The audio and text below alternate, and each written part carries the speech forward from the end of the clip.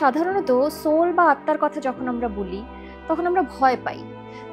এই এনার্জিগুলো সত্যিই কি ভয় দেখায়? নাকি ভয়টা আমাদের সাধারণ মানুষের মধ্যে এমনিই একটা তৈরি হয়ে হ্যাঁ, গেছে? হ্যাঁ, এখানে না একটা ইন্টারেস্টিং ব্যাপার আছে। একটা হচ্ছে আমরা যদি দেখি অচেনা জিনিস তাহলে ভয় পাই। আরেকটা জিনিস ডেঞ্জারাস ব্যাপার হচ্ছে তোমরা দেখেছো ভূত আবার তার সঙ্গে প্রেত কথা শুনেছো, ডাকিনী শুনেছো, ডাইনি শুনেছো। এই ক্ল্যারিফাই গুলো কিসের? হুম। বুঝতে পেরেছো? প্রবলেম হচ্ছে জেনারেলি ভূত হলে ঠিক আছে। এবার প্রেত, ডাকিনী এগুলো তো শুনলেই বেশি ভয়ঙ্কর।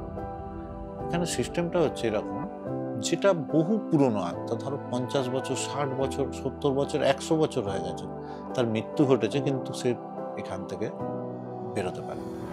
মানে এই চক্রে যেভাবেই হোক তার কর্মফল বাইস আছে।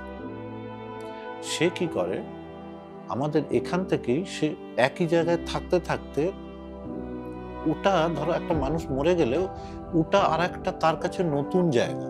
প্রথম যখন মরে গিয়েছে, যখন রিয়েলাইজ করবে তার কাছে একটা নতুন জায়গা। সেই নতুন জায়গাটায় যদি 100 বছর থাকে, তাহলে সেটা ওর আবার পরিচিত এবং নিজের দখলের জায়গা হবে। সে তখন কিন্তু ভয়ঙ্কর হয়ে উঠতে পারে।